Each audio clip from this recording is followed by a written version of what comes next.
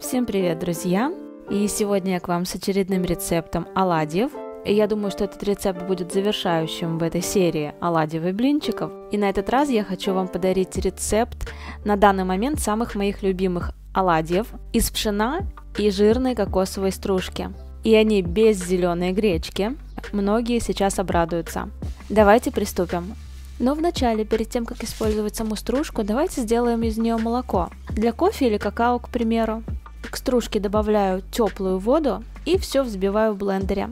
Процеживаю через сито или при помощи специального мешочка. Получается вот такое кокосовое молоко. Обязательно берем натуральную жирную кокосовую стружку, жирность не менее 60%.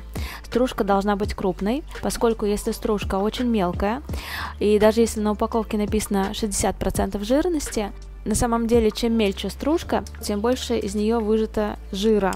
И из такой сухой обезжиренной стружки оладьи получатся очень сухими. Теперь беру банан, погружаю его в чашу блендера, добавляю воду и тщательно все взбиваю.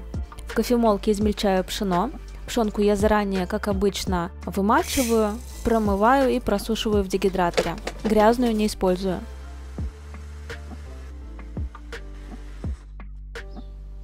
К муке из пшена добавляю соль, отжатую кокосовую стружку, взбитый с водой банан,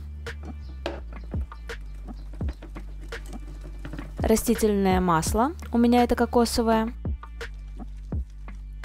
соду и гашу соду лимонным соком. Все тщательно перемешиваю.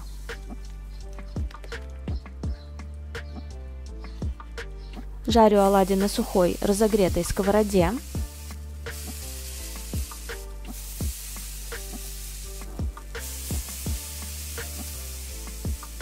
Вначале можно прикрыть крышкой, чтобы они быстрее схватились.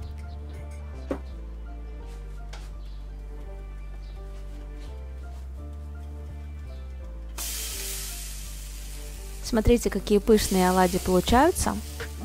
Сочетание пшена и кокосовой стружки дает очень нежный вкус.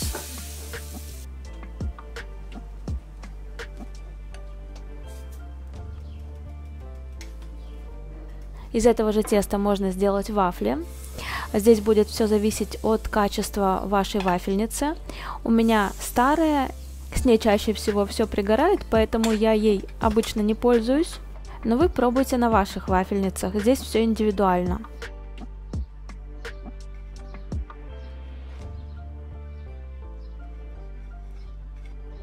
Я добавляю к вафлям и оладьям голубику или любые сезонные ягоды и поливаю домашним молочным веган-шоколадом из моего курса. Кстати, в конце августа стартует второй поток по ЗОЖ веган-шоколаду без сахара. Всю информацию оставляю в описании под видео. Приглашаю вас принять участие. Благодарю вас за просмотр. Уверена, что этот рецепт понравится всем. Обязательно пробуйте и пишите комментарии под видео. До новых встреч. Пока-пока.